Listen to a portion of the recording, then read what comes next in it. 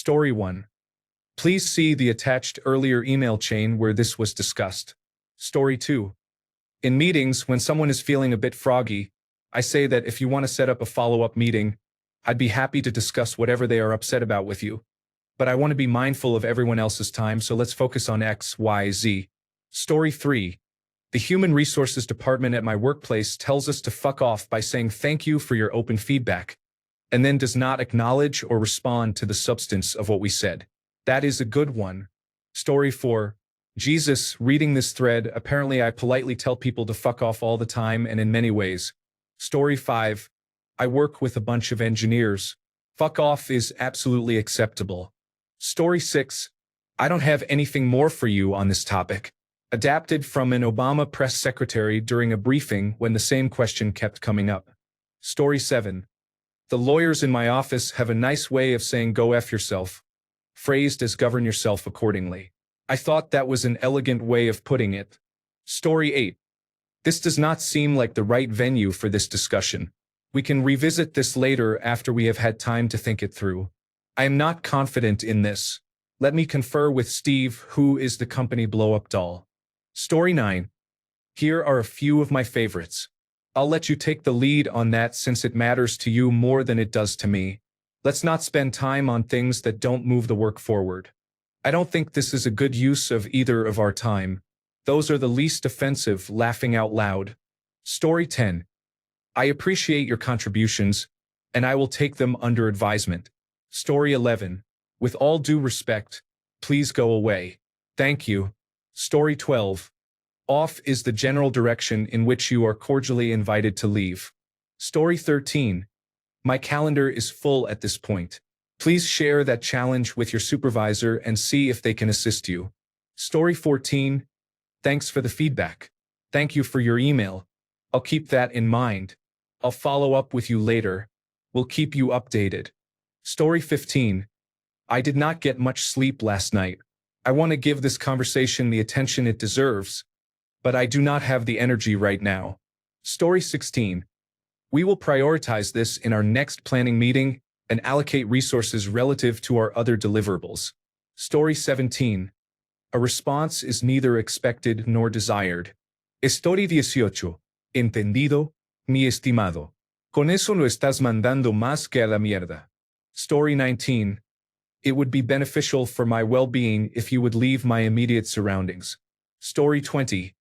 Using the phrase fuck off is considered professional use. Story 21. Feel free to test that theory at your earliest convenience. Story 22.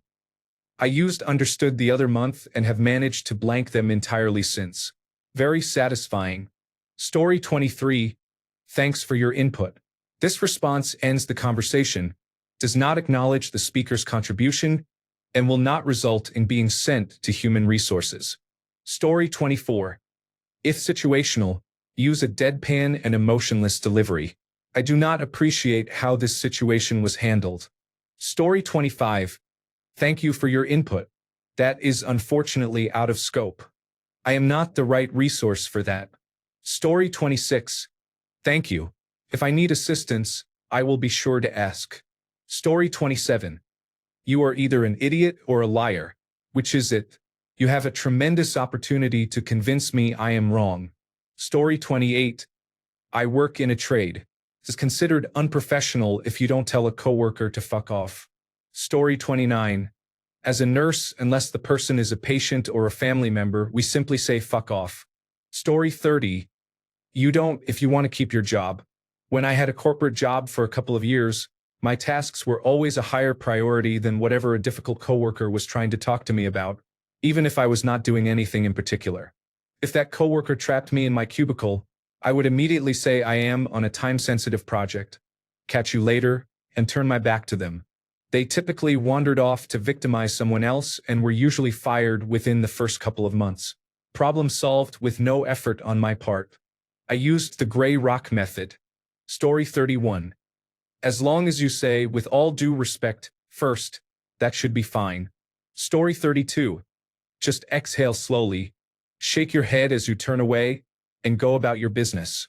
This shows you are tamping down the rage that might otherwise escape.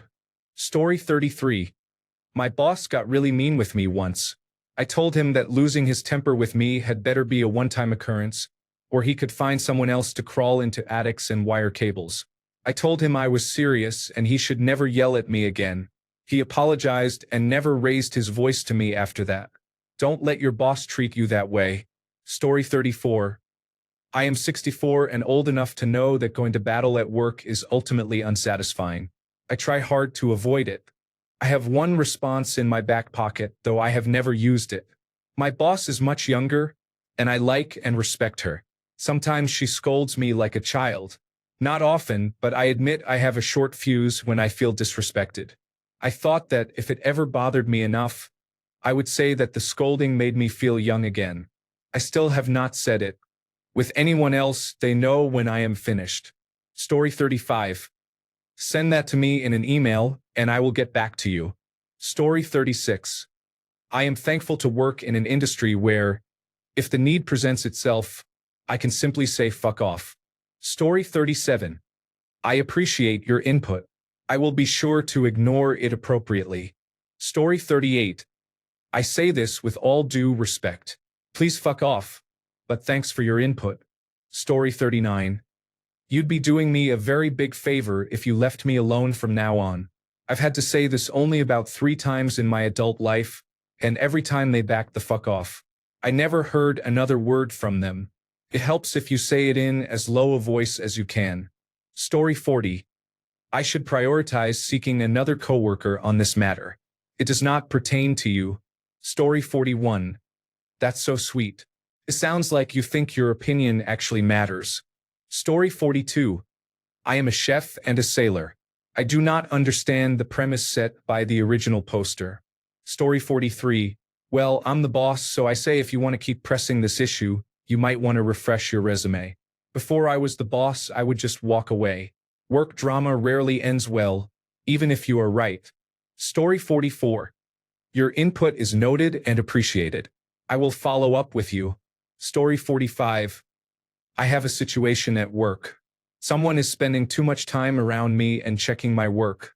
My plan is to tell him that I do not like that much attention because it makes me nervous and prevents me from thinking clearly.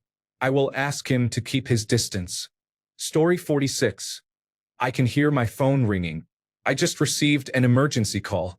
I left the oven on. I've got a headache. I'm really busy. Can we talk about this later? I'll be right back. Story 47. Give them $1, then tell them to fuck off. Since they are being paid for it, that makes them professionals at fucking off. Story 48. I would very much like this conversation to end as soon as possible. Yes, I have said that to people at work before. Story 49.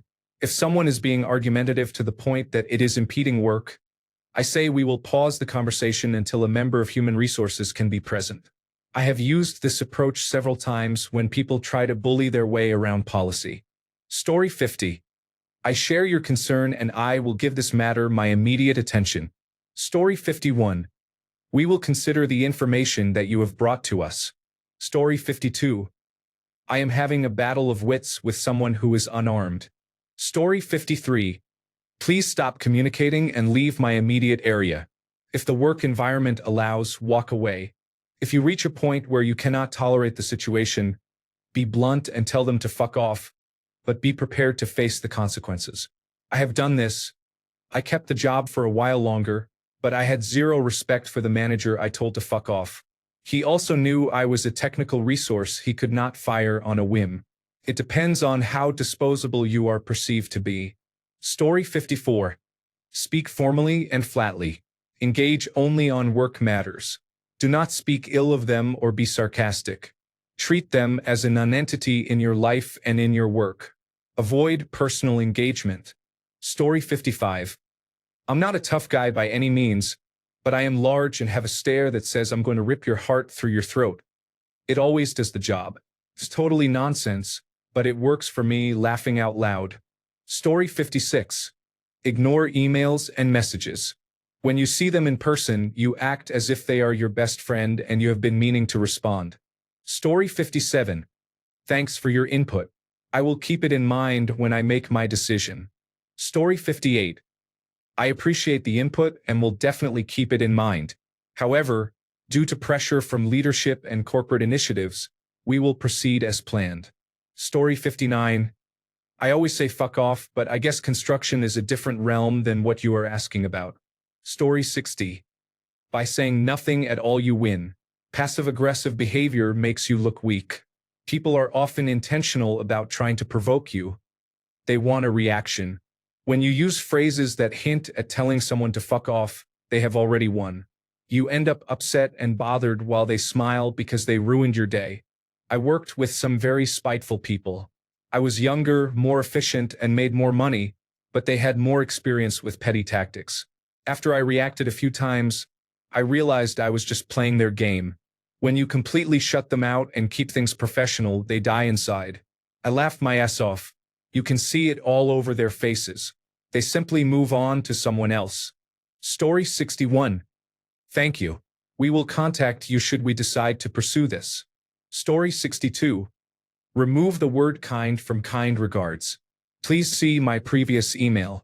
This conversation is no longer productive. Story 63. We do not have mutually aligned priorities, so I suggest we work independently. Story 64. I appreciate your perspective, but I will move in a different direction. Story 65. I don't have time to continue this conversation. Please escalate it to your supervisor. Story 66. Professionalism goes out the window if you push me to that point. Story 67. Technically, you can say whatever when there are no witnesses. Then it is just he said, she said. It depends on who you are, who they are, and the company's response. In reality, when no one is around, it may not matter. Tell them how it is and why. Politely, in a non-confrontational way, tell them to back off. That's that. Story 68. Did you review the remarks placed on insert date that reflect a very similar, if not the same, scenario you reached out about? This is usually directed at people trying to push clients onto us solely because the clients are associated with our region. It is the same system used throughout the company. Story 69. Fornicate elsewhere. But in reality, anything else gets the point across pretty well. Story 70. It appears we differ on more than a few things. I have this under my control. Story 71. I am a mechanic. We use the word fuck like it is a comma. Story 72. I highly recommend Goblin Tools Formalizer for this. Type the text you want into the box and click convert. The result will be professional. Story 73. I no longer require your input or support. Please remove yourself from my physical space. Story 74. It usually starts with me correcting how they spelled my name. If you aren't a douche, you won't get a bigger douchebag from me. Story 75. The last time that happened to me, I smiled as I handed him my resignation. I had retired at 56. He looked like he had been punched in the face, so I asked what was wrong. He explained he had just gotten divorced at 53 and had given his ex-wife his entire retirement savings. He was fired a couple of years later. Story 76. Someone I work with received an email from a vendor that ended with the phrase "govern yourself accordingly." So that has become our office's go-to professional fuck you. Story 77. Carefully. Also, revenge is a dish best served cold. Story 78. I will need you to work on Saturday. Story 79. If I agree with it, it would mean that both of us are wrong. Story 80. Ask them what would be the most successful way for me to ask you to go away. Story 81. I will take that under advisement. Govern yourself accordingly. Story 82. Depends on the context, but one time a crazy outside contractor or consultant was being incredibly hostile and upset with me for no reason. I told them, "Don't ever fucking talk to me that way." Was it professional? No, but who cares? Story 83. In person. Cut them off and say, "Let's put a pin in that," then immediately change the topic or move past the objection. Digitally or by email, ignore them. Forget a paper trail. Not engaging at all is more maddening than anything you can say. Story 84. Thank you for the suggestion. I will see if it fits into the agenda, the process, and so on. Story 85. I think you are overstepping. Story 86. Reply professionally. Schedule the message to be sent as late as reasonably possible. Make the recipient wait, but provide no valid reason for complaint. Story 87. Lo Whaley has an entire segment on how to phrase things professionally. Very good. Story 88. Speak your mind, but always start with all due respect. Story 89. Use their name. People like hearing their name spoken aloud. Be specific. Generalities are easily misunderstood. Be brief. It is important but not a deal breaker. Include a call to action. Advise or suggest a different approach. Be grateful. Thank the person.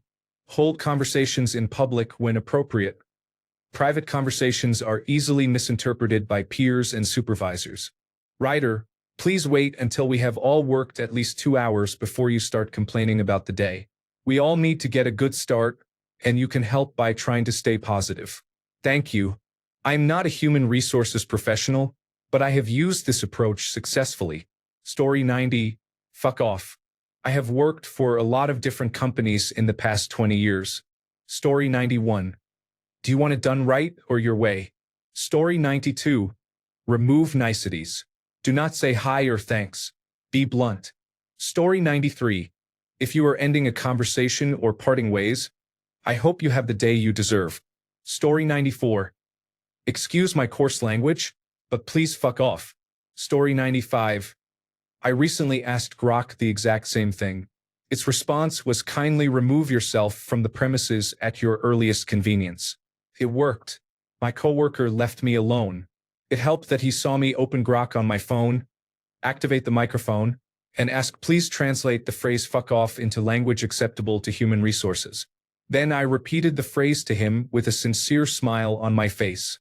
Story 96. Construction worker here, so fuck off is okay. But say okay bud in a certain tone and it's a fight. Story 97. Carbon copy their supervisor or human resources in the next passive-aggressive email they send you. Fuck their day up. Story 98. You give them the head bop, and if they do not like it, you bop them again. Story 99. If you have a problem with me, go to the boss. Otherwise, fuck off. Story 100. You tell them, go do that over there. Don't do it where I am. Story 101. It depends on where you're working. I work in a factory, and we're not professional when it comes to language. A good old fuck off bitch usually works.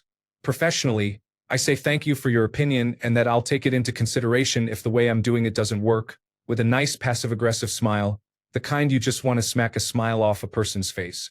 Story 102. I feel in these circumstances that I should refer you to the response given in the matter of Arkell versus Prestrim. Story 103. Behold the field in which I grow my fucks. Lay thine eyes upon it and see that it is barren. Story 104. Well, I am from Missouri. We say, well, bless your heart, and walk away. Story 105. Well, why don't you try that and let me know the results? Story 106. Because the information provided is insufficient, we are unable to provide a response that meets your needs. We recommend consulting other sources. For further assistance, please contact Human Resources. Story 107. After shutting them down hard, is there anything else I can help you with? Story 108.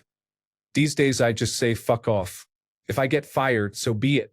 They need to be told. Story 109. Sorry, I can't help with requests that sexualize or degrade family members. I can, however, offer a non-explicit version suitable for text-to-speech.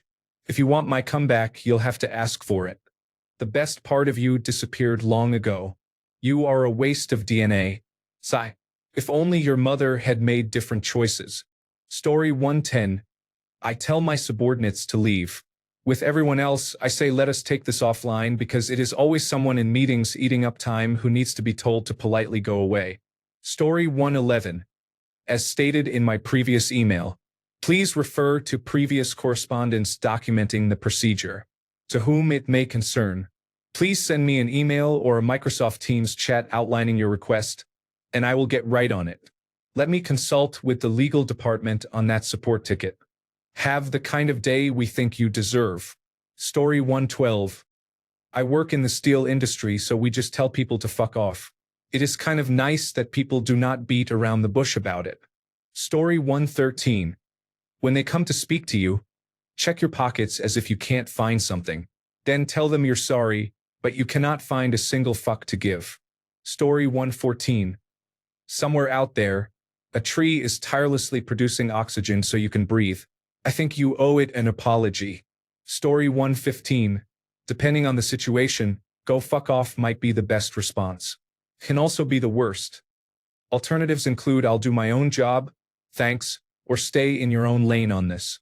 The reason is kind of important. Story 116. It sounds like you have a full plate. I am going to let you go. As mentioned in my last email, as we previously discussed, let us put a pin in that. Story 117. The phrase fuck off is professional. Being unclear about what you mean is unprofessional. Story 118. Don't use. As we have discussed again, stay the fuck in your lane and I will stay the fuck in mine. Source. I already did that. Story 119. I appreciate the feedback, but for the time being I am going to pause. Story 120. I will take care of it as soon as I have finished processing the urgent tasks on my to-do list. Story 121. I will escalate that directly to the department that requested it. Story 122. Thank you for sharing your opinion. I will take it into consideration. Story 123. Dear colleague, to facilitate a mutually beneficial collaboration and streamline our efforts, I would like to invite you to meet at your earliest convenience. Please let me know if I can provide clarification or additional information regarding this matter. Respectfully, your name. Story 124.